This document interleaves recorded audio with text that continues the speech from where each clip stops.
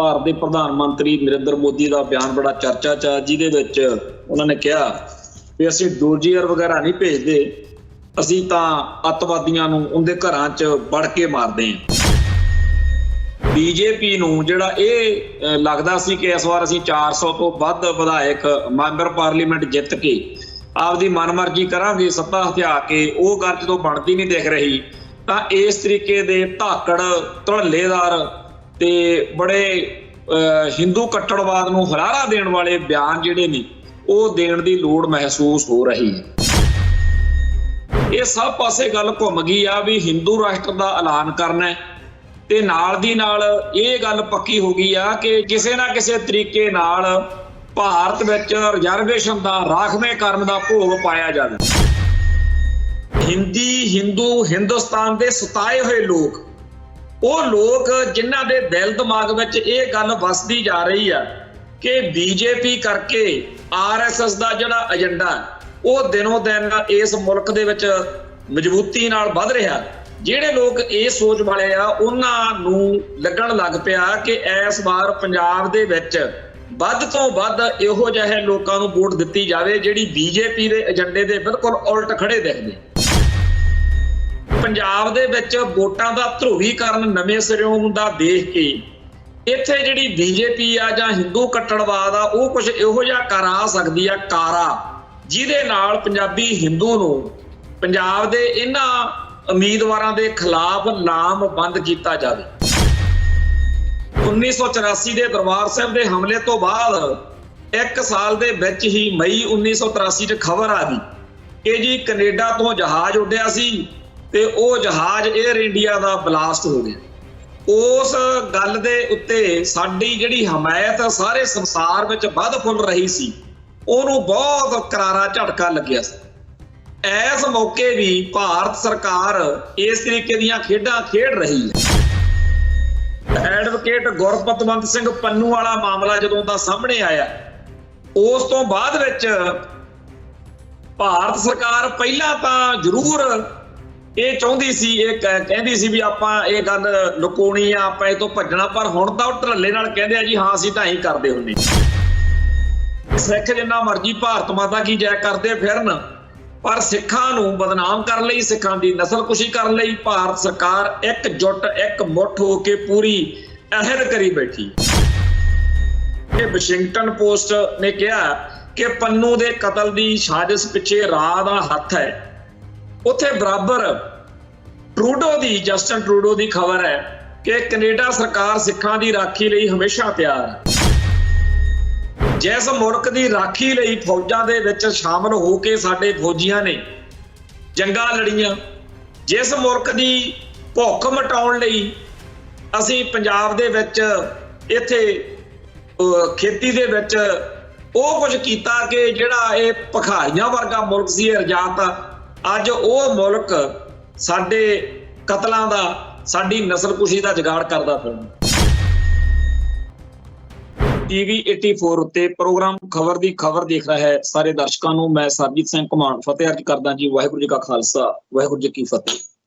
ਅੱਜ ਭਾਰਤ ਦੇ ਪ੍ਰਧਾਨ ਮੰਤਰੀ ਨਰਿੰਦਰ ਮੋਦੀ ਦਾ ਬਿਆਨ ਬੜਾ ਚਰਚਾ 'ਚ, ਜਿਹਦੇ ਵਿੱਚ ਉਹਨਾਂ ਨੇ ਕਿਹਾ ਵੀ ਅਸੀਂ ਡੋਜ਼ੀਅਰ ਵਗੈਰਾ ਨਹੀਂ ਭੇਜਦੇ, ਅਸੀਂ ਤਾਂ ਅੱਤਵਾਦੀਆਂ ਨੂੰ ਉਹਦੇ ਘਰਾਂ 'ਚ ਵੜ ਕੇ ਮਾਰਦੇ ਹਾਂ। ਉਹਨਾਂ ਦਾ ਇਹ ਜਿਹੜਾ ਬਿਆਨ ਆ ਇਹਦੇ ਨਾਲ ਬੜਾ ਕੁਛ ਜੁੜਿਆ ਹੋਇਆ, ਬੜਾ ਕੁਛ ਸਮਝ ਆ ਰਿਹਾ, ਜਿਹੜਾ ਇਸ ਤੋਂ ਪਹਿਲਾਂ ਬੀਤੇ ਦੌਰ ਦੇ ਵਿੱਚ ਚੱਲਦਾ ਰਿਹਾ ਕਿ ਜਦੋਂ ਕਿਸੇ ਮੁਲਕ ਦੇ ਵਿੱਚ ਭਾਰਤ ਨੂੰ ਕੋਈ ਇਹੋ ਜਿਹੇ ਬੰਦੇ ਦੀ, ਇਹੋ ਜਿਹੇ ਇਨਸਾਨ ਦੀ ਲੋੜ ਹੁੰਦੀ ਸੀ, ਉਹਦੇ ਬਾਰੇ ਕਾਗਜ਼ੀ ਕਾਰਵਾਈ ਚੱਲਦੀ ਸੀ, ਜਾਂ ਇਹ ਸਾਰੇ ਕਾਸੇ ਦੇ ਉਲਟ ਇਹ ਇੱਕ ਨਵੇਂ ਤਰੀਕੇ ਦੀ ਗੱਲ, ਜਾਣੀ ਕਿ ਭਾਰਤ ਨਵੇਂ ਉਹ ਕਹਿੰਦੇ ਆ ਦੌਰ 'ਚ ਦਾਖਲ ਹੋ ਗਿਆ।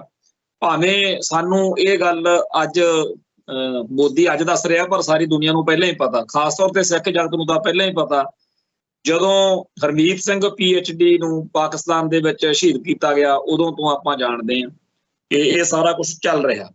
ਖੈਰ, ਮੋਦੀ ਦੇ ਇਸ ਬਿਆਨ ਦੇ ਇਸ ਮੌਕੇ ਅਰਥ ਜਿਹੜੇ ਨੇ ਉਹ ਇਹ ਨੇ ਕਿ ਜਿਹੜਾ ਇਹਨਾਂ ਨੇ ਦਾਅਵਾ ਕੀਤਾ ਸੀ ਵੀ ਅਬ ਕੀ ਵਾਰ 400 ਪਾਰ, ਉਹ ਗੱਲ ਬਣਦੀ ਦਿਖ ਨਹੀਂ ਰਹੀ।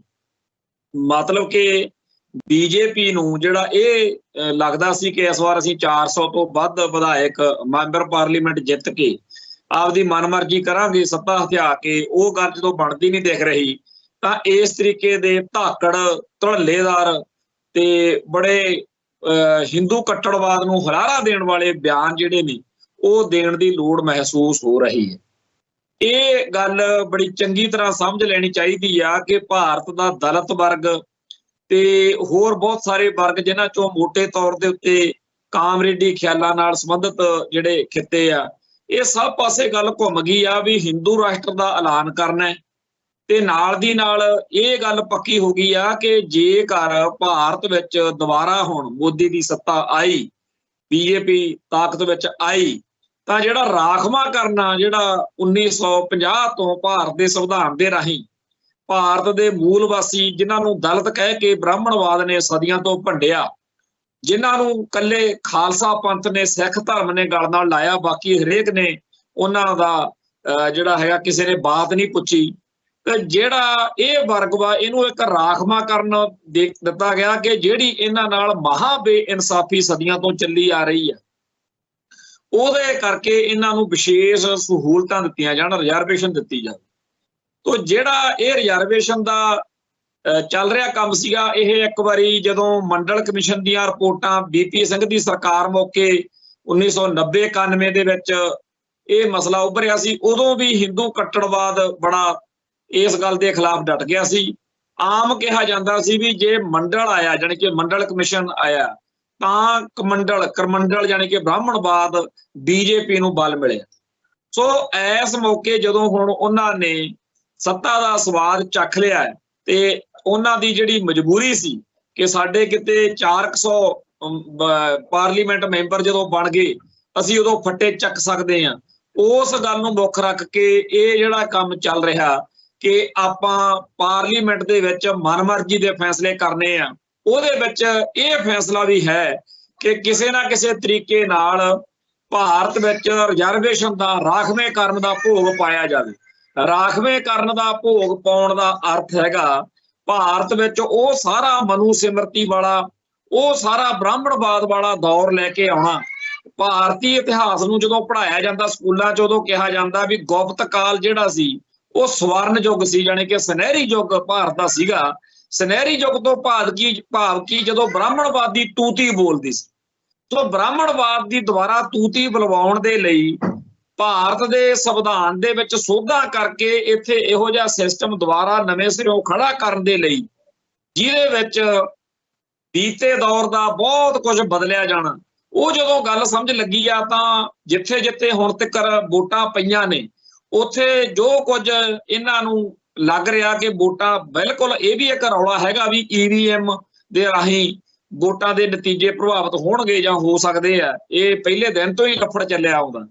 ਪਰ ਇਹ ਗੱਲ ਸਾਫ਼ ਮੀਡੀਆ ਦੇ ਵਿੱਚ ਦਿਖ ਰਹੀ ਆ ਕਿ ਲੋਕਾਂ ਦਾ ਰੁਝਾਨ ਬੀਜੇਪੀ ਦੇ ਖਿਲਾਫ ਆ, ਬੀਜੇਪੀ ਨੂੰ ਵੋਟ ਨਹੀਂ ਮਿਲ ਰਹੀ। ਖਾਸ ਤੌਰ ਦੇ ਉੱਤੇ ਜਿਹੜੇ ਬ੍ਰਾਹਮਣਵਾਦ ਤੋਂ ਸਿੱਧੇ ਦੁਖੀ ਲੋਕ ਨੇ ਉਹ ਬਿਲਕੁਲ ਵੋਟ ਨਹੀਂ ਦੇ ਰਹੇ। ਦੂਜਾ ਕਿਸਾਨ ਜਿਹੜਾ ਹੈ, ਕਿਸਾਨੀ ਦੇ ਖਿਲਾਫ ਵੀ ਬ੍ਰਾਹਮਣਵਾਦ ਦਾ ਜਿਹੜਾ ਬੀਜੇਪੀ ਦਾ ਏਜੰਡਾ ਉਹ ਨੰਗਾ ਚਿੱਟਾ ਹੋ ਗਿਆ। ਹਕੀਕਤ ਤਾਂ ਇਹ ਹੈ ਕਿ ਜਿਵੇਂ ਜਾਤ ਵਰਣ ਦੀ ਵੰਡ ਜਿਹੜੀ ਕੀਤੀ ਗਈ ਆ, ਉਹਦੇ ਤਹਿਤ ਬ੍ਰਾਹਮਣਵਾਦ ਤੇ ਖੱਤਰੀ ਜਾਂ ਹੇਠਲੀ ਜਿਹੜੀ ਵੰਡ ਦੇ ਵਿੱਚ ਇਹਨਾਂ ਨੇ ਮੰਨਿਆ ਹੋਇਆ ਵੈਸ਼ ਤੇ ਸ਼ੂਦਰ, ਇਹਨਾਂ ਦੋਨਾਂ ਨੂੰ ਟਾਰਗੇਟ ਕਰਨ ਲਈ ਭਾਰਤ ਦੇ ਵਿੱਚ ਮੋਦੀ ਤੰਤਰ ਜਿਹੜਾ ਹੈਗਾ ਉਹ ਸਰਗਰਮ ਹੋਇਆ। ਇਹ ਗੱਲ ਹੁਣ ਸਮਝ ਲੱਗ ਗਈ ਆ। ਬੇਸ਼ੱਕ ਉਹਨਾਂ ਨੇ ਵੈਸ਼ ਜਾਂ ਸ਼ੂਦਰਾਂ ਦੇ ਵਿੱਚੋਂ ਕੁਝ ਬੰਦੇ ਪੱਟੇ ਜ਼ਰੂਰ ਹੋਏ ਨੇ, ਜਿਵੇਂ ਸਿੱਖਾਂ ਦੇ ਵਿੱਚੋਂ ਬਹੁਤ ਸਾਰੇ ਬੰਦੇ ਪੱਟੇ ਹੋਏ ਨੇ, ਪਰ ਸੱਚਾਈ ਇਹ ਆ ਕਿ ਅਪਰ ਕਲਾਸ ਹਿੰਦੂ ਨੂੰ ਇਸ ਮੁਲਕ ਦੇ ਵਿੱਚ ਐਸ਼ਾ ਕਰਾਉਣ ਦੇ ਲਈ ਮੋਦੀ ਤੰਤਰ ਜਿਹੜੇ ਰਾਹ ਪੈ ਚੁੱਕਿਆ, ਉਹਦੀ ਗੱਲ ਹੁਣ ਘਰ ਘਰ ਪਹੁੰਚਦੀ ਜਾ ਰਹੀ ਆ। ਇਸ ਕਰਕੇ 400 ਵਾਲਾ ਏਜੰਡਾ ਖਤਮ ਹੁੰਦਾ ਦੇਖਦਾ ਤਾਂ ਮੋਦੀ ਨੂੰ ਫਿਰ ਆਹ ਕੰਮ ਕਰਨਾ ਪੈ ਰਿਹਾ ਵੀ ਬੜੇ ਧੱਕੜ ਜਿਹੇ ਬਿਆਨ ਦੇਵੋ ਤਾਂ ਕਿ ਜਿਹੜਾ ਵੋਟ ਬੈਂਕ ਆ ਉਹ ਦੁਬਾਰਾ ਇੱਧਰ ਨੂੰ ਖਿੱਚਿਆ ਜਾਵੇ, ਕਿਉਂਕਿ ਹੁਣ ਜਿਹੜਾ ਅਗਲਾ ਚਰਨ ਵੋਟਾਂ ਦਾ ਹੋ ਰਿਹਾ ਭਾਰਤ ਵਿੱਚ, ਉਹਦੇ ਵਿੱਚ ਗਊ ਪੱਟੀ ਜਿਹਨੂੰ ਕਹਿੰਦੇ ਆ ਆਪਾਂ, ਜਿੱਥੇ ਹਿੰਦੂ ਕੱਟੜਵਾਦ ਆਪਦੀ ਸਭ ਤੋਂ ਵੱਧ ਤਾਕਤ ਸਮਝੀ ਫਿਰਦਾ ਹੈ, उस खिते च वोटां जां इलैक्शनां होणीਆਂ ने उत्थे की बनदा ਇਹ ਤਾਂ आउण वाले समय च वोटां तो जून महीने च पता लगूगा रिजल्ट आउण तो बाद। पर सच्चाई ये आ कि लोकां नूं इस वेले बीजेपी दे खिलाफ वोट देण दा रुझान जिहड़ा है वो पूरे जोरां ते है। ते इस समय जिहड़ा हिंदू कट्टड़वाद नूं हुलारा देण वाली बयानबाजी आ वो मोदी आउण वाले दिनां च होर तिखी होर तलक जरूर करूगा।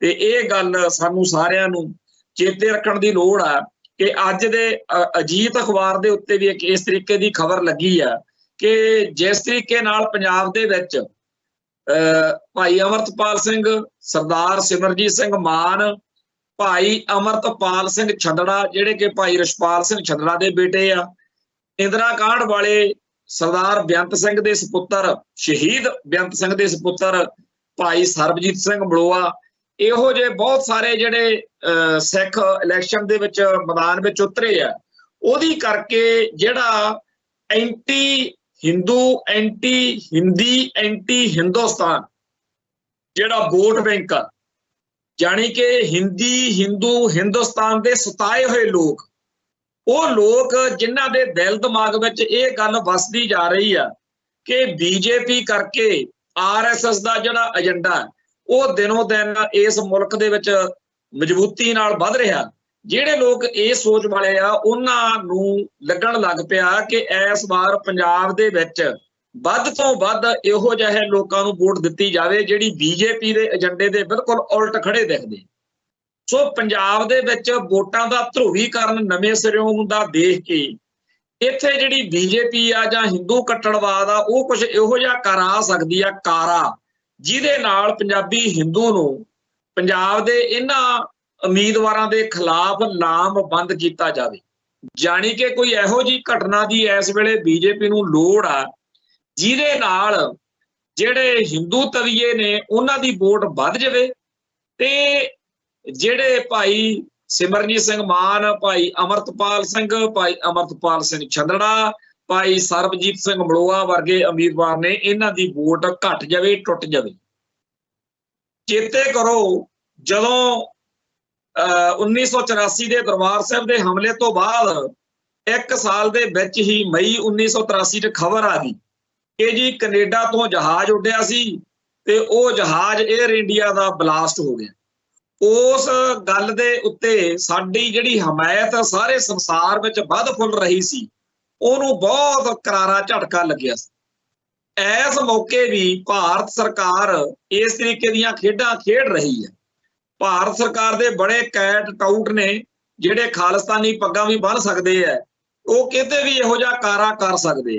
सो वोटां वाले दिनां दे विच पंजाब दे विच कोई भाना वापरदा जां किते कुछ बाहर आ जिहड़ी आस्ट्रेलिया वाली खबर एक पिछले 2-3 दिन तो घूम रही है ਉਹਦੇ ਵਿੱਚ ਵੀ ਇਹੀ ਆ ਕਿ ਉੱਥੋਂ ਉਹਨਾਂ ਨੂੰ ਬਹੁਤ ਸਾਰੇ ਬੰਦੇ ਜਿਹੜੇ ਭਾਰਤੀ ਏਜੰਸੀਆਂ ਦੇ ਨਾਲ ਕੰਮ ਕਰਦੇ ਸੀ ਉਹ ਭਜਾਉਣੇ ਪਏ ਕਿਉਂਕਿ ਅੱਡ-ਅੱਡ ਮੁਲਕਾਂ ਦੇ ਵਿੱਚ ਬਣਿਆ ਹੋਇਆ ਸਿਸਟਮ ਕਿ ਜਿਹੜੇ ਅੰਬੈਸੀਆਂ ਦੇ ਵਿੱਚ ਕੰਮ ਕਰਦੇ ਮੁਲਾਜ਼ਮ ਹੁੰਦੇ ਆ ਉਹਨਾਂ ਤੇ ਕੋਈ ਮੁਕੱਦਮੇ ਵਗੈਰਾ ਨਹੀਂ ਚੱਲਦੇ, ਉਹਨਾਂ ਨੂੰ ਬਸ ਇਹੀ ਕਿਹਾ ਜਾਂਦਾ ਵੀ ਇਹ ਤਿੱਤਰ ਹੋ ਜਾਓ।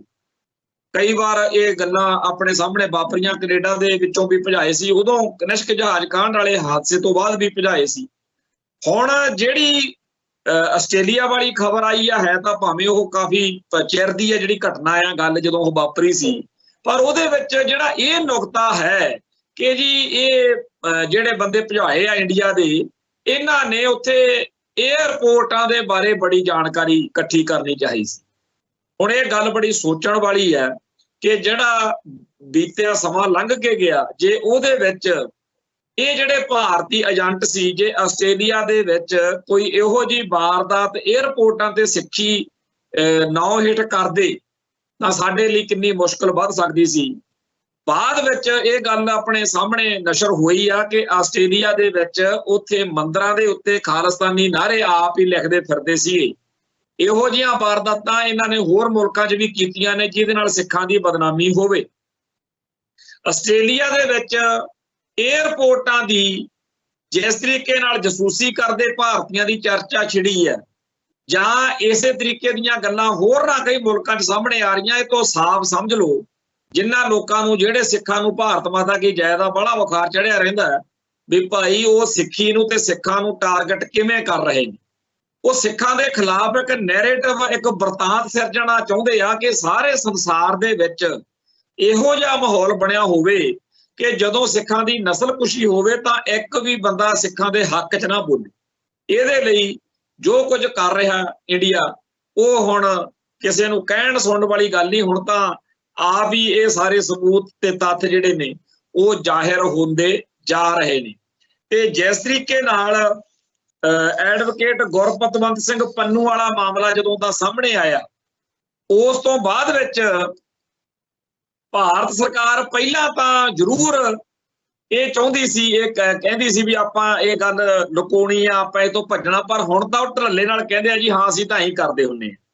ਕੱਲ ਤੋਂ ਵਾਸ਼ਿੰਗਟਨ ਪੋਸਟ ਵਾਲੀ ਰਿਪੋਰਟ ਤੋਂ ਬਾਅਦ ਇੱਕ ਪਾਸੇ ਤਾਂ ਭਾਰਤ ਦਾ ਰੌਲਾ ਪਾਇਆ ਹੋਇਆ ਵੀ ਇਹ ਗੱਲਾਂ ਗਲਤ ਨੇ। ਜਦੋਂ ਇੱਕ ਉਹ ਜਿਹੜਾ ਵਿਕਰਮ ਜਾਦਵ ਦਾ ਨਾਮ ਆਇਆ, ਜਿਹੜਾ CC1 ਦੇ ਤੌਰ ਤੇ ਪੰਨੂ ਵਾਲੇ ਕਾਂਡ ਦੇ ਵਿੱਚ ਪਹਿਲੇ ਦਿਨ ਤੋਂ ਹੀ ਲੋਕਾਂ 'ਚ ਚਰਚਾ 'ਚ, ਵਾਸ਼ਿੰਗਟਨ ਪੋਸਟ ਅਖਬਾਰ ਨੇ ਆਪਦੀ ਰਿਪੋਰਟ ਦੇ ਵਿੱਚ ਰਾਹ ਦੇ ਅਧਿਕਾਰੀ ਵਿਕਰਮ ਯਾਦਵ ਦਾ ਨਾਮ ਲਿਆ ਤੇ ਨਾਲ ਸੁਮੰਤ ਗੋਇਲ। ਸੁਮੰਤ ਗੋਇਲ ਪੰਜਾਬ ਦੇ ਵਿੱਚ ਇੱਥੇ ਬੜਾ ਭਾਰੀ ਸਿੱਖਾਂ ਦਾ ਕਾਤਲ ਹੋਇਆ ਹੈ। ਉਪਰੰਤ ਇਹ ਬਾਹਰਲੇ ਮੁਲਕਾਂ 'ਚ ਜਿੱਥੇ ਵੀ ਗਿਆ ਇਹਨੇ ਪੁਆੜੇ ਖੜੇ ਕੀਤੇ। ਇੰਗਲੈਂਡ ਦੇ ਵਿੱਚ ਵੀ ਇਸੇ ਤਰੀਕੇ ਦੀ ਇਹਦੀ ਕਾਰਗੁਜ਼ਾਰੀ ਰਹੀ। ਹੁਣ ਜਦੋਂ ਇਹ ਰਾਹ ਦੇ ਵਿੱਚ ਸਰਗਰਮ ਹੋਇਆ, ਉੱਥੇ ਮੁਖੀ ਬਣਿਆ, ਇਹਨੇ ਸਿੱਖਾਂ ਨੂੰ ਟਾਰਗੇਟ ਕਰਾਉਣ ਲਈ, ਕਤਲ ਕਰਾਉਣ ਲਈ ਜੋ ਕੁਝ ਕੀਤਾ, ਉਦੋਂ ਬਾਅਦ 'ਚ ਜਦੋਂ ਗੱਲ ਨੰਗੀ ਹੋਏਗੀ ਤੁਰੰਤ ਇਹਨਾਂ ਨੇ ਉਹਨੂੰ ਕਿਤੇ ਖੁੱਡੇ ਨਹੀਂ ਲਾਤਾ। ਆ ਵੋਟਾਂ ਬਾਟਾਂ ਲੰਘਣ ਤੋਂ ਬਾਅਦ ਉਹਨੂੰ ਕੁਛ ਕਿਤੇ ਬਾਹਰ ਕੱਢਣਗੇ, ਹੁਣ ਤਾਂ ਉਹ ਬਿਲਕੁਲ ਕਿਤੇ ਸੰਭਾਲ ਕੇ ਰੱਖ ਲਿਆ। ਪਰ ਸੁਮੰਤ ਗੋਇਲ ਜਾਂ ਵਿਕਰਮ ਜਾਦਵ ਜਾਂ ਨਿਖਲ ਗੁਪਤੇ ਵਰਗੇ ਇਹੋ ਜਿਹੇ ਬੇਅੰਤ ਭਾਰਤ ਤੋਂ ਬਾਹਰ ਅੱਡ-ਅੱਡ ਮੁਲਕਾਂ 'ਚ ਸਰਗਰਮ ਨੇ। ਆ ਜਿਹੜਾ ਐਤਕੀ ਘੱਲੂਘਾਰੇ ਦਾ 40ਵੀਂ ਵਰ੍ਹੇਗੰਢ ਆ ਰਹੀ ਆ, ਇਸ ਮੌਕੇ ਹਰ ਥਾਂ ਦੇ ਉੱਤੇ ਪੂਰਾ ਖਦਸ਼ਾ ਰੱਖਣ ਦੀ ਲੋੜ ਹੈ ਕਿ ਭਾਰਤੀ ਏਜੰਟ ਕੋਈ ਕੁੱਤਾ ਕਾਰਾ ਲਾਜ਼ਮੀ ਕਰ ਸਕਦੇ। ਹਰ ਸਾਲ ਘੱਲੂਘਾਰੇ ਦਿਹਾੜੇ ਮੌਕੇ ਜਦੋਂ ਇੰਗਲੈਂਡ ਦੇ ਵਿੱਚ ਵੱਡੇ ਪੱਧਰ ਤੇ ਸਮਾਗਮ ਹੁੰਦੇ ਆ, ਅਮਰੀਕਾ 'ਚ, ਕੈਨੇਡਾ 'ਚ, ਉਦੋਂ ਇਹ ਭਾਰਤੀ ਜਿਹੜੀ ਐਸਟੈਬਲਿਸ਼ਮੈਂਟ ਆ ਇਹਨੂੰ ਬੜਾ ਦੁੱਖ ਹੁੰਦਾ। ਇਹ ਚਾਹੁੰਦੇ ਆ ਕਿ ਉੱਥੇ ਸਿੱਖਾਂ ਦੀ ਜਿਹੜੀ ਗੱਲ ਹੋਣੀ ਬੰਦ ਹੋਵੇ, ਸਿੱਖਾਂ ਦੀ ਬਦਨਾਮੀ ਹੋਵੇ। ਤਾਂ ਉਹਦੇ ਲਈ ਇਹ ਕੋਈ ਵੀ ਕਸਰ ਛੱਡਦੇ ਨਹੀਂ। ਮੈਨੂੰ ਚੰਗੀ ਤਰ੍ਹਾਂ ਚੇਤੇ ਆ ਕਿ ਜਦੋਂ ਪਿਛਲੇ ਸਾਲਾਂ ਦੇ ਵਿੱਚ ਹਰ ਸਾਲ ਦਰਬਾਰ ਸਾਹਿਬ ਕੰਪਲੈਕਸ ਵਿੱਚ ਪੱਗਾਂ ਲਹਿੰਦੀਆਂ ਸੀ, ਮਾਰ ਧਾੜ ਹੁੰਦੀ ਸੀ। ਅਸੀਂ ਅੰਮ੍ਰਿਤਸਰ ਇੱਥੇ ਰਹਿੰਦੇ ਹਾਂ ਤੇ ਅਸੀਂ ਬੜੀ ਵਾਰ ਇਸ ਗੱਲ ਦੇ ਉੱਤੇ ਚਰਚਾ ਕਰਦੇ ਰਹੇ ਹਾਂ ਕਿ ਆਖਰ ਉਦੋਂ ਇਹ ਜਿਹੜਾ ਘਟਨਾਕ੍ਰਮ ਵਾਪਰਦਾ, ਇਹਦੀ ਜੜ ਕੀ ਆ। ਜੜ ਇਹੀ ਸੀ ਕਿ ਹਰ ਵਾਰੀ ਸ਼ੱਕੀ ਬੰਦੇ, ਜਿਨ੍ਹਾਂ ਬਹੁਤ ਬੜੀ ਵਾਰ ਇਹ ਗੱਲ ਨੰਗੀ ਹੋਈ ਆ ਕਿ ਮੂੰਹ ਸਿਰ ਮੁੰਨੇ ਹੋਏ ਘੋਨੇ ਬੰਦੇ ਸਿੱਖਾਂ ਦੇ ਭੇਸ ਵਿੱਚ ਇਹੋ ਜਿਹੀ ਕੋਈ ਹਰਕਤ ਕਰਦੇ ਸੀ, ਜਿਸ ਤੋਂ ਬਾਅਦ ਵਿੱਚ ਉੱਥੇ ਮਾਹੌਲ ਜਿਹੜਾ ਸੀ ਉਹ ਵਿਗੜਦਾ ਸੀ। ਸੋ ਇਹ ਦਰਬਾਰ ਸਾਹਿਬ ਨੂੰ ਵਿੱਚ 6 ਜੂਨ ਨੂੰ ਕੁੱਟ ਕਟਾਪੇ ਦਾ, ਡਾਂਗ ਸੋਟੇ ਦਾ ਮਾਹੌਲ ਬਣਾਉਣ ਦਾ ਮਕਸਦ ਇਹੀ ਸੀ ਕਿ ਸਿੱਖ ਜਿਹੜੇ ਆਪਣੇ ਘਰਾਂ ਚੋਂ ਇੱਥੇ ਆਉਣ ਤੋਂ ਗਰੇਜ ਕਰਨ ਲੱਗ ਪੈਣ। ਸੋ ਇਸੇ ਤਰੀਕੇ ਨਾਲ ਇਸ ਵਾਰੀ ਸਾਰੇ ਸੰਸਾਰ ਦੇ ਵਿੱਚ ਸਿੱਖਾਂ ਨੂੰ ਪੂਰੀ ਤਰ੍ਹਾਂ ਚੇਤਾਵਨੀ ਆਪਣੇ ਕਾਰਕੁਨਾਂ ਨੂੰ ਦੇਣੀ ਪਊਗੀ, ਜਿਹੜੇ ਐਕਟਿਵਿਸਟ ਨੇ, ਵੀ ਭਾਈ ਆਪਾਂ ਖਿਆਲ ਰੱਖਣਾ। ਇੱਥੋਂ ਤੱਕ ਕਿ ਕਿਸੇ ਵੱਡੀ ਖੂਨ ਖਰਾਬੇ ਵਾਲੀ ਵਾਰਦਾਤ ਦਾ ਵੀ ਪੂਰਾ ਖਿਆਲ ਰੱਖਣ ਦੀ ਲੋੜ ਆ। ਸੱਚਾਈ ਇਹ ਆ ਕਿ ਸਿੱਖ ਜਿੰਨਾ ਮਰਜ਼ੀ ਭਾਰਤ ਮਾਤਾ ਕੀ ਜੈ ਕਰਦੇ ਫਿਰਨ, ਪਰ ਸਿੱਖਾਂ ਨੂੰ ਬਦਨਾਮ ਕਰਨ ਲਈ, ਸਿੱਖਾਂ ਦੀ ਨਸਲਕੁਸ਼ੀ ਕਰਨ ਲਈ ਭਾਰਤ ਸਰਕਾਰ ਇਕਜੁੱਟ, ਇੱਕ ਮੁੱਠ ਹੋ ਕੇ ਪੂਰੀ ਅਹਿਦ ਕਰੀ ਬੈਠੀ ਹੈ। ਹੁਣ ਜਦੋਂ ਅੱਜ ਦੇ ਅਖਬਾਰਾਂ ਤੇ ਨਜ਼ਰ ਮਾਰਦੇ ਆ ਤਾਂ ਜਿੱਥੇ ਇਹ ਖਬਰ ਛਪੀ ਆ ਕਿ ਵਾਸ਼ਿੰਗਟਨ ਪੋਸਟ ਨੇ ਕਿਹਾ ਕਿ ਪੰਨੂ ਦੇ ਕਤਲ ਦੀ ਸਾਜ਼ਿਸ਼ ਪਿੱਛੇ ਰਾਹ ਦਾ ਹੱਥ ਹੈ, ਉੱਥੇ ਬਰਾਬਰ ਜਸਟਿਨ ਟਰੂਡੋ ਦੀ ਖਬਰ ਹੈ ਕਿ ਕੈਨੇਡਾ ਸਰਕਾਰ ਸਿੱਖਾਂ ਦੀ ਰਾਖੀ ਲਈ ਹਮੇਸ਼ਾ ਤਿਆਰ ਹੈ। ਬੜਾ ਚੰਗਾ ਲੱਗਦਾ ਜਦੋਂ ਅਮਰੀਕਾ, ਕੈਨੇਡਾ, ਇੰਗਲੈਂਡ ਜਾਂ ਹੋਰਨਾਂ ਮੁਲਕਾਂ ਦੇ ਉੱਥੋਂ ਦੇ ਪ੍ਰਧਾਨ ਮੰਤਰੀ ਸਾਹਿਬਾਨ ਜਾਂ ਉੱਥੋਂ ਦੇ ਮੁਖੀ ਜਿਹੜੇ ਨੇ ਜਾਂ ਸਰਕਾਰਾਂ ਜਿਹੜੀਆਂ ਨੇ ਉਹ ਸਿੱਖਾਂ ਦੀ ਰਾਖੀ ਦਾ ਅਹਿਦ ਕਰਦੀਆਂ ਨੇ।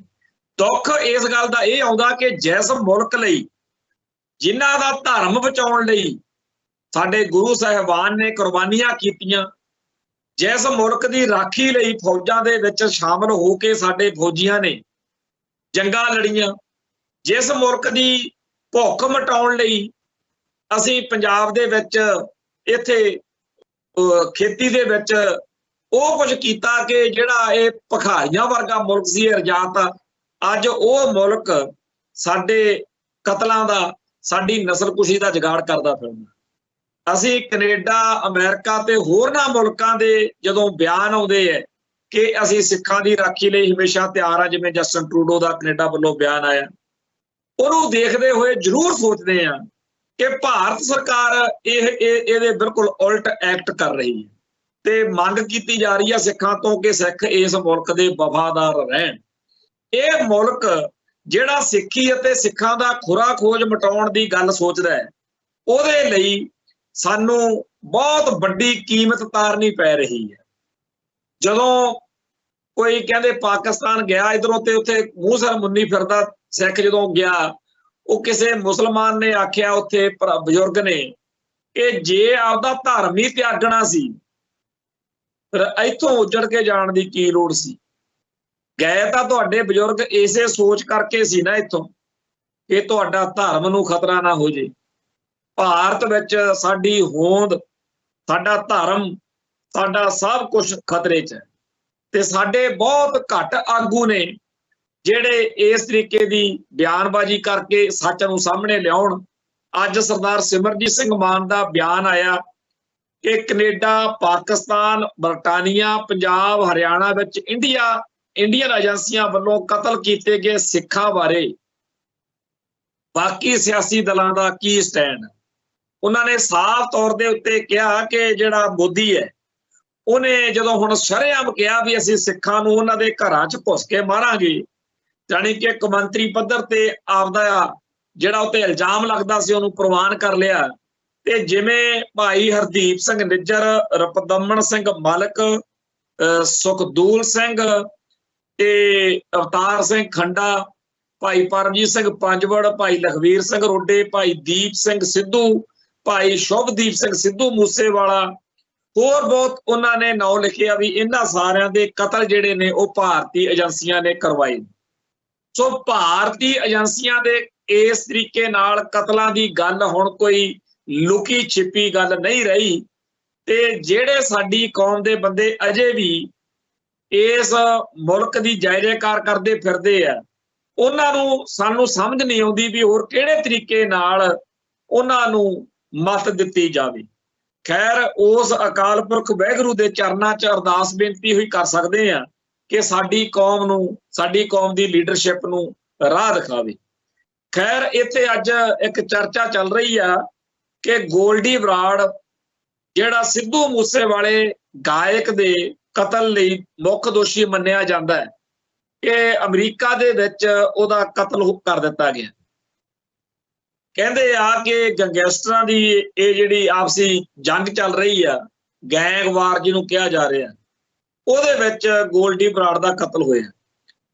ਜਿੱਥੇ ਸਿੱਧੂ ਮੂਸੇਵਾਲੇ ਦੇ ਕਤਲ ਨੇ ਆਮ ਬੰਦੇ ਨੂੰ ਬਹੁਤ ਬੁਰੀ ਤਰ੍ਹਾਂ ਝੰਜੋੜਿਆ ਹੈ, ਇਹ ਬੇਸ਼ੱਕ ਬਹੁਤ ਸਾਰੇ ਲੋਕਾਂ ਨੂੰ ਲੱਗਦਾ ਹੈ ਕਿ ਗੋਲਡੀ ਬਰਾੜ ਜਦੋਂ ਸਿੱਧੂ ਮੂਸੇਵਾਲੇ ਦਾ ਕਾਤਲ ਹੈ ਤੇ ਉਹਦੇ ਨਾਲ ਵੀ ਇਹ ਹੋਣਾ ਹੀ ਸੀ। ਪਰ ਜੇ ਆਪਾਂ ਕੌਮ ਦੇ ਪੱਖ ਤੋਂ ਦੇਖਿਆ ਜਾਵੇ ਤਾਂ ਸਾਨੂੰ ਸਾਰਿਆਂ ਦੀ ਲੋੜ ਹੈ। ਦਲੇਰ, ਸੂਰਮੇ ਤੇ ਜਿਹੜੇ ਰੜਕ ਵਾਲੇ, ਅਣਖ ਵਾਲੇ ਲੋਕ ਨੇ ਉਹ ਦਿੱਲੀ ਨਾਲ ਲੜਦੇ ਚੰਗੇ ਲੱਗਦੇ, ਉਹ ਪੰਥ ਦੀ, ਪੰਜਾਬ ਦੀ ਜੰਗ ਲੜਦੇ ਚੰਗੇ ਲੱਗਦੇ। ਇਹ ਜੇ ਅੱਜ ਬਾਬਾ ਜਰਨੈਲ ਸਿੰਘ ਵਰਗੀ ਕੋਈ ਸ਼ਖਸੀਅਤ ਹੁੰਦੀ ਤਾਂ ਇਹੋ ਜਿਹੇ ਨੌਜਵਾਨਾਂ ਨੂੰ ਜਿਹੜੇ ਕਿ ਹੱਥਾਂ 'ਚ ਹਥਿਆਰ ਲੈ ਕੇ ਆਪਸ ਵਿੱਚ ਇੱਕ ਦੂਜੇ ਦੇ ਕਤਲ ਕਰਦੇ ਫਿਰਦੇ ਆ, ਇਹਨਾਂ ਨੂੰ ਸਹੀ ਰਾਹ ਦਿਖਾਉਂਦੀ। ਇਹੋ ਜਿਹੇ ਲੋਕਾਂ ਨੂੰ ਕੋਈ ਇਹੋ ਜਿਹਾ ਮਕਸਦ ਜਿਹਦਾ ਮਰਨ, ਜਿਸ ਰਾਹ ਤੇ ਚੱਲ ਕੇ ਮਰਨ ਦੇ ਕੁਝ ਅਰਥ ਹੁੰਦੇ। ਆ ਜਿਹੜਾ ਰਾਹ ਗੋਲਡੀ ਬਰਾੜ ਵਰਗਿਆਂ ਨੇ ਫੜ ਲਿਆ, ਇਹਦੇ ਵਿੱਚ ਖੱਜਲ ਖੁਆਰੀ ਤੋਂ ਬਗੈਰ ਕੁਝ ਨਹੀਂ। ਤੇ ਜਿਸ ਤਰੀਕੇ ਨਾਲ ਇਹ ਇੱਕ ਦੂਜੇ ਦੇ ਕਤਲ ਕਰ ਰਹੇ ਨੇ, ਜੇਲ੍ਹਾਂ ਦੇ ਵਿੱਚ ਵੀ ਇੱਕ ਦੂਜੇ ਦੇ ਬੰਦੇ ਮਾਰ ਰਹੇ ਨੇ, ਇਹ ਸਾਰਾ ਕੁਝ ਦੇਖ ਕੇ ਆਮ ਮਨੁੱਖ ਤਾਂ ਇਹ ਸਮਝੂਗਾ ਕਿ ਇਹਨਾਂ ਨੇ ਵਧੀਆ ਜੀ ਉਹਨੂੰ ਮਾਰਤਾ, ਦੂਜਾ ਕਹਿੰਦਾ ਹੁਣ ਉਹਨੂੰ ਵਧੀਆ ਮਾਰਤਾ। ਪਰ ਨਹੀਂ, ਇਹ ਉਹ ਖੂਨ ਜਿਹਦੇ ਅੰਦਰ ਤੱਤਵ ਅਣਖ ਹੈ, ਇਹ ਸਾਡਾ ਹੀ ਹੈ ਤੇ ਇਹਨੂੰ ਕਰਾਹੇ ਪਿਆ ਦੇਖ ਕੇ ਸਾਨੂੰ ਸੋਚਣਾ ਚਾਹੀਦਾ बड़ी बार असी ये गल देखी आ कि कई जिहड़े चिंतक ने उन्होंने बयानबाजी भी की कि भाई इस राह दे उत्ते मौत आ, पर मौत तां उस राह ते भी आ जिहड़ा पंथ ते पंजाब लई लड़ना है। ते जे लड़ना ही आ, जे मरना ही आ, जे वैपन हथियार चकना ही आ, फिर कौम लई चक्को, मनुखता लई चक्को, सरबत दे भले लई चक्को। सो गोल्डी बराड़ दा कतल आ जिहड़ा ਉਹਦੀ सच्चाई की आ, ये तां भलक तिकर कल तिकर जां परसों तिकर गल स्पष्ट होगी। इस वेले जिहड़ी स्थिति आ ਉਹ ਇਹ ਆ कि अमेरिका तो उथों बेशक उथों दी सरकारी तौर दे उत्ते किसी अधिकारी ने ये गल नहीं कही, ਉਹ ਕਿਹਾ हैगा कि उत्थे जी गली च खड़े सीगे मुंडे ते उन्हां दी उत्ते पहलों 2 जणे आए आ, गलबात कीती आ ते गोलियां मारियां ने। ये भी गल चल रही आ भी पंजाब दे किसी अधिकारी ने जां NIA ने जां मुल्क दे किसी होर बड़े अफसर ने अजे तक पंजाब दे विच भारत विच भी इस गल दा कुछ दावा नहीं कीता, पर चर्चा जरूर चल रही है कि गोल्डी बराड़ मारिया गया। ते गोल्डी बराड़ दी हमायती धैर आ जिहड़ी आम तौर ते हुंदा की है जदों किसी बंदे बारे तां गल चलदी आ, ਉਹ जल्दी तो जल्दी ये गल साबित करन तुर पैंदा कि मैं ठीक ठाक हाँ, ते किसी ना किसी सोर्स राही ये गल फिर जाहिर भी करदा। पर इस वारी अजे तक 5-10 घंटिਆਂ ਵਿੱਚ गोल्डी बराड़ दी धिर ਵੱਲੋਂ कोई पक्ष सामने नहीं आया, जिस करके लोगों को लगता कि गोल्डी बराड़ वाकया ही मारिया गया। खैर गुरिंदर सिंह ढिल्लों एक पंजाब पुलिस का अफसर है जिहड़ा कांग्रेस में शामिल होया, ते एक कांग्रेस के लीडर गोल्डी दी गल जिहड़ी आ दलवीर सिंह दी चल रही आ कि उन्हें कांग्रेस छड्डती ते ओह जिहड़ा आम आदमी पार्टी शामिल हो गया। ये जिहड़ियां दल बदलियां ने जां किसी दा अफसर दा कांग्रेस विच जाना, ये सारा कुछ जिहड़ा ਉਹ सानू साफ तौर पर दसदा कि अज विचारधारा वाला काम खत्म है। पहला हुंदा सी भी कोई अकाली आ तां ओहदी एक साफ सुथरी ते पंथक दिख ते पंथक सोच है। जदों किसी ने कहना भी अकालियां दा घर तां ओहदी एक अपने आप की टौर हुंदी सी, उस शब्द दे विच ही सारा कुछ पिया। इत्थों तक कि 1947 तो पहला जिहड़े कांग्रेसी सी उन्हां दे भी एक अर्थ बड़े चंगे अर्थां च कांग्रेसी नूं बन्निया जांदा सी, कामरेडां दे भी अर्थ हुंदे सी। पर अज दे दौर विच विचारधारावां दा भोग पै चुक्या ते बीजेपी इस सारे कासे दा लाहा लै रही है। ते सारियां सियासी जमातां दे विचों जिन्हां लोकां दे स्वार्थ पूरे नहीं होए, जिन्हां नूं लगदा कि साडी जमात विच बैठे आ तां साडा कख नहीं बनना, क्योंकि जिहड़ा सत्ता च हुंदा जां जिहदे आसार ज़्यादा हुंदे आ, लोकां नूं लगदा EVM दे राहीं भाजपा ने सत्ता फेर लै जानी है। वो सब तो वधिया चंगी पोजीशन च होण करके लोग उधर नूं ज़्यादा जांदे आ। सो बीजेपी ने सारे सियासी दलों विचों वध तो वध इहो जिहा लोकां नूं आपदी झोली पाउणा शुरू कीता होया। ये दल बदलियां दा जिहड़ा जमाना इहने ये गल नंगी कर दित्ती आ कि विचारधारा हुण कोई अर्थ रखदी चीज़ नहीं रही।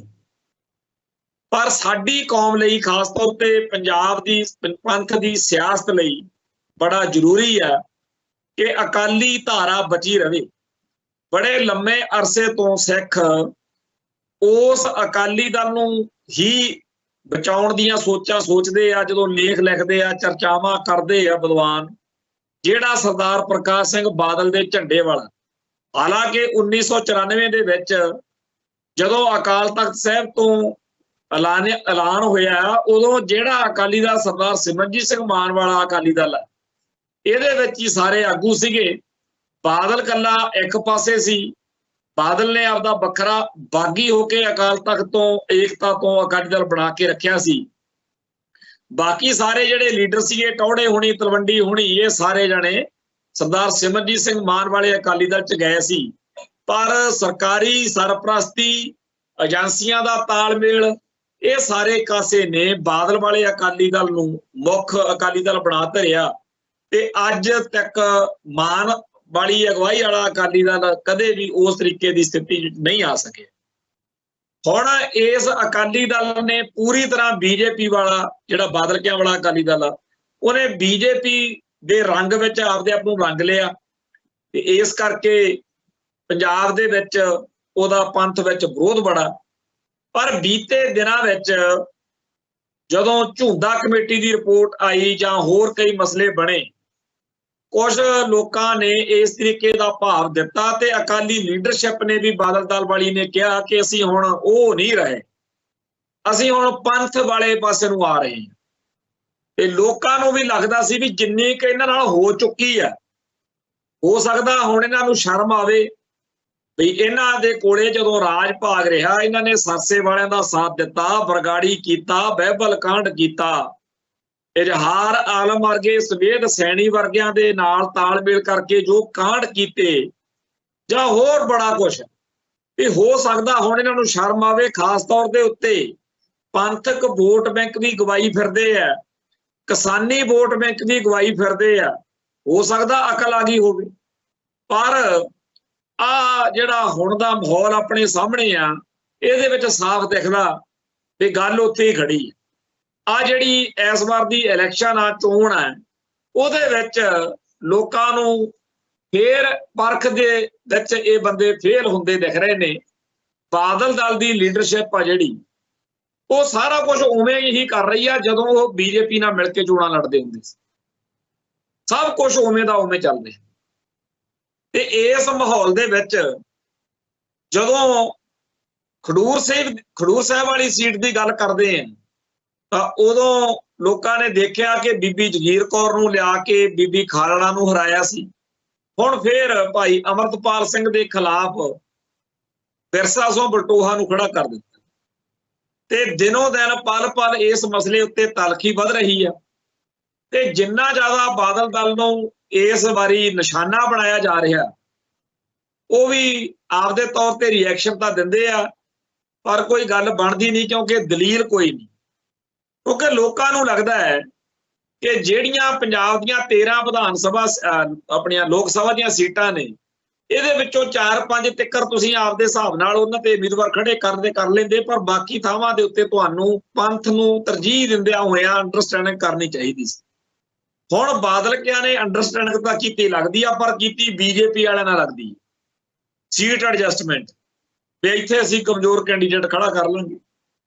ਪਰ ਇਸ ਵਾਰ ਜਿਸ ਤਰੀਕੇ ਨਾਲ ਬਾਦਲ ਦਲ ਦੇ ਉਮੀਦਵਾਰਾਂ ਦੇ ਖਿਲਾਫ ਮਾਹੌਲ ਹੈ, ਲੱਗਦਾ ਇਹ ਆ ਕਿ ਜਿਵੇਂ ਵਿਧਾਨ ਸਭਾ ਚੋਣਾਂ ਮੌਕੇ ਇਕੱਲਾ ਅਯਾਲੀ ਜਿੱਤਿਆ ਸੀ, ਆ ਜਿਹੜੇ ਦੋ ਆ ਬੀਬਾ ਮਜੀਠੀਏ ਵਿਕਰਮਜੀਤ ਸਿੰਘ ਮਜੀਠੀਏ ਦੇ ਸਿੰਘਣੀ ਤੇ ਇੱਕ ਸੀਟ ਹੋਰ, ਉਹਨਾਂ ਬਾਰੇ ਸਾਫ਼ ਲੋਕਾਂ ਨੂੰ ਪਤਾ ਕਿ ਇਹ ਬਾਦਲ ਦਲ ਦੇ ਨਹੀਂ, ਇਹ ਤਾਂ ਐਵੇਂ ਚਲੋ ਤਿੰਨ ਕਹਿਣ ਨੂੰ ਕਹਿ ਲੈਂਦੇ ਆ, ਪਰ ਅਸਲੀ ਸੀਟ ਤਾਂ ਮਨਪ੍ਰੀਤ ਸਿੰਘ ਅਯਾਲੀ ਨੇ ਹੀ ਜਿੱਤੀ। ਸੋ ਲੱਗਦਾ ਇਹ ਆ ਕਿ ਇਸ ਵਾਰੀ ਇਹਨਾਂ ਦੀ ਹੋਰ ਦੁਰਗਤੀ ਹੋਊਗੀ। ਪਰ ਇਸ ਸਾਰੇ ਕਾਸੇ ਦੇ ਬਾਰੇ ਚਰਚਾ ਕਰਾਉਣ ਮੌਕੇ ਆਉਣ ਵਾਲੇ ਦਿਨਾਂ ਵਿੱਚ ਜੇਕਰ ਪੰਥਕ ਤੌਰ ਦੇ ਉੱਤੇ ਮਾਹੌਲ ਬਣਾਇਆ ਜਾਵੇ ਤਾਂ ਹੋ ਸਕਦਾ ਕਿ ਇਹ ਸ਼ਰਮ ਕਰਨ, ਜਾਂ ਜਦੋਂ ਕਾਗਜ਼ ਭਰਨ ਉਦੋਂ ਤੱਕਰ ਕਹਿ ਲੈਣ ਕਿ ਠੀਕ ਆ ਜੀ। ਸੋ ਅਸੀਂ ਚਾਹੁੰਦੇ ਹਾਂ ਕਿ ਦੁਨੀਆ ਭਰ ਦੇ ਵਿੱਚ ਬੈਠੇ ਸਿੱਖ ਇਸ ਪਾਸੇ ਧਿਆਨ ਦੇਣ ਕਿ ਬਾਦਲ ਦਲ ਦੇ ਨੁਮਾਇੰਦਿਆਂ ਨੂੰ, ਆਗੂਆਂ ਨੂੰ ਸਮਝਾਇਆ ਜਾਵੇ। ਸਮਝਾਉਣ ਦੇ ਤਰੀਕੇ ਸਾਰਿਆਂ ਨੂੰ ਪਤਾ ਹੀ ਆ, ਚਿੱਠੀ ਚੀਰਾ ਲਿਖੋ ਜਾਂ ਕਿਸੇ ਤਰ੍ਹਾਂ ਤੇ ਗੈਦਰਿੰਗ ਕਰਕੇ ਇਕੱਠ ਕਰਕੇ ਬਿਆਨ ਜਾਰੀ ਕਰੋ ਕਿ ਭਾਈ ਤੁਸੀਂ ਬਥੇਰੀਆਂ ਐਸ਼ਾ ਕਰ ਲੀਆਂ, MLA MP ਬਣ ਲਏ, ਤੇ ਜਿਹੜੇ ਇਸ ਮੌਕੇ ਪੰਥ ਨੂੰ ਲੋੜ ਆ ਉਹਨਾਂ ਨੂੰ ਚੋਣ ਲੜਨ ਦਿਓ ਤੇ ਜਿੱਤਣ ਦਿਓ, ਉਹਨਾਂ ਦੀ ਸਪੋਰਟ ਕਰੋ, ਉਹਨਾਂ ਦੀ ਹਮਾਇਤ ਕਰੋ।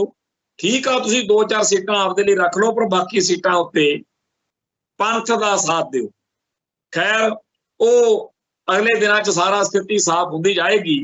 ਇੱਕ ਨੁਕਤਾ ਹੋਰ ਚਰਚਾ ਕਰਕੇ ਫਿਰ ਆਪਾਂ ਸਮਾਪਤੀ ਵਾਲੇ ਪਾਸੇ ਜਾਵਾਂਗੇ ਕਿ ਹੰਸਰਾਜ ਹੰਸ ਦਾ ਬਹੁਤ ਵਿਰੋਧ ਹੋ ਰਿਹਾ ਫਰੀਦਕੋਟ ਸੀਟ ਤੋਂ, ਜਿੱਥੇ ਉਹ ਚੋਣ ਲੜ ਰਿਹਾ ਹੈ।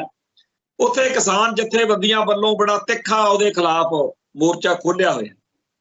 ਕਈ ਲੋਕ ਤਾਂ ਇਹ ਵੀ ਸੋਚਣ ਲੱਗ ਪਏ ਵੀ ਹੰਸਰਾਜ ਹੰਸ ਜਿੰਨਾ ਵਿਰੋਧ ਵਿੱਚ ਚੱਲ ਰਿਹਾ ਹੈ ਤੇ ਉਹਨੂੰ ਕਿਤੇ ਇਹਦਾ ਸਿਆਸੀ ਤੌਰ ਤੇ ਲਾਹਾ ਹੀ ਨਾ ਮਿਲ ਜੇ, ਕੋਈ ਹਮਦਰਦੀ ਨਾ ਹਾਸਲ ਹੋ ਜੇ।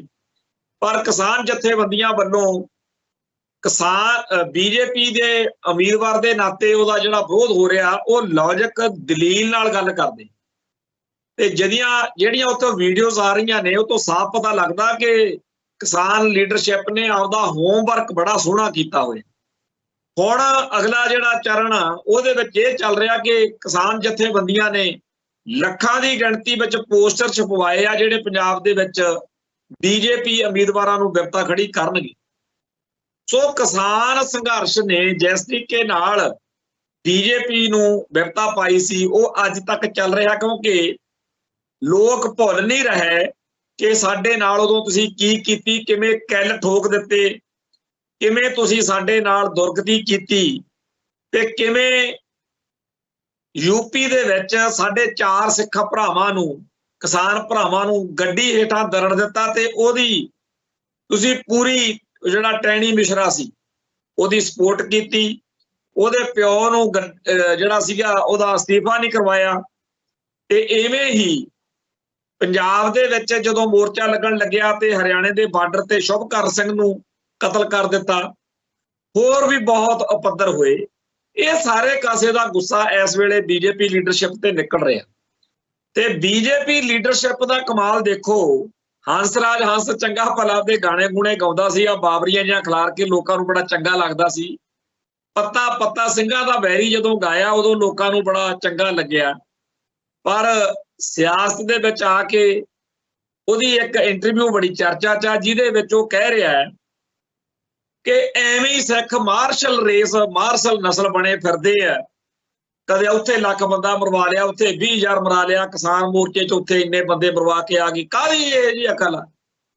ਇੱਕ ਤਾਂ ਉਹਦੀ ਇਸ ਗੱਲ ਨੇ ਬਹੁਤ ਖਲਾਰਾ ਪਾਇਆ ਹੋਇਆ, ਔਰ ਇਹ ਭੈੜੀ ਮਾੜੀ ਗੱਲ ਆ।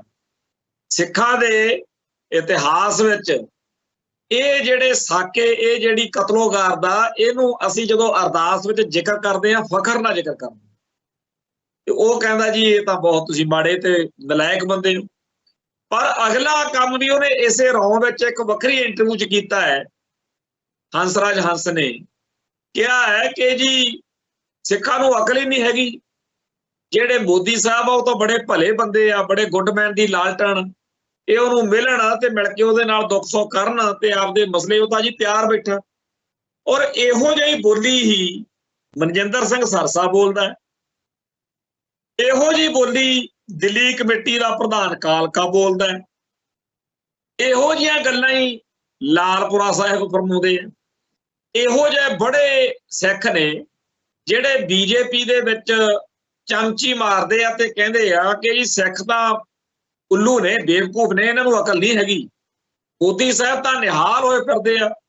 ਦੇਖੋ ਤਾਂ ਜੀ ਉਹਨਾਂ ਨੇ ਤਾਂ ਵੀਰ ਬਾਲ ਦਿਵਸ ਛੋਟੇ ਸਾਹਿਬਜ਼ਾਦਿਆਂ ਲਈ ਬਣਾਤਾ। ਦੇਖੋ ਜੀ ਲਾਲ ਕਿਲੇ ਤੋਂ ਜਿੱਥੋਂ 9ਵੇਂ ਪਾਤਸ਼ਾਹ ਦੇ ਜਿਹੜਾ ਸੀਸ ਕਲਮ ਕਰਨ ਦਾ ਹੁਕਮ ਹੋਇਆ ਸੀ, ਉੱਥੇ ਹੁਣ ਦਿਹਾੜੇ ਮਨਾਏ ਜਾਂਦੇ। ਦੇਖੋ ਜੀ ਸਿੱਖ ਤਾਂ ਰੋਟੀ, ਸਿੱਖ ਦਾ ਲੰਗਰ ਪ੍ਰਸ਼ਾਦਾ ਉਹਦੇ ਨਾਲ ਬਹਿ ਕੇ ਛਕ ਰਹੇ ਨੇ। ਉੱਥੇ ਗੁਰਦੁਆਰੇ ਬੰਗਲਾ ਸਾਹਿਬ ਤੁਰਿਆ ਹੀ ਰਹਿੰਦਾ ਜੀ। ਇੰਨੀਆਂ ਬਾਤਾਂ ਪਾਉਂਦੇ ਆ, ਵਿੱਚ ਹੀ ਕਰਤਾਰਪੁਰ ਦੇ ਲਾਂਘੇ ਦੀ ਗੱਲ ਜਦੋਂ ਕਰਦੇ ਆ, ਐਂ ਗੱਲ ਕਰਦੇ ਆ ਜਿਵੇਂ ਸਿੱਖਾਂ ਤੇ ਅਹਿਸਾਨ ਕੀਤਾ ਹੋਵੇ। ਤੇ ਜਿਹੜੀ ਗੱਲ ਇਹ ਲੋਕ ਅਫਗਾਨਿਸਤਾਨ ਦੇ ਵਿੱਚ ਜਦੋਂ ਬਿਪਤਾ ਪਈ, ਉੱਥੇ ਗੁਰੂ ਗ੍ਰੰਥ ਸਾਹਿਬ ਜੀ ਦੇ ਪਾਵਨ ਸਰੂਪ ਲਿਆਂਦੇ ਆ ਭਾਰਤ, ਉਸ ਗੱਲ ਬਾਰੇ ਕਹਿੰਦੇ ਆ ਜਿਵੇਂ ਅਹਿਸਾਨ ਪੂਰਾ ਕਰਤਾ ਹੋਵੇ।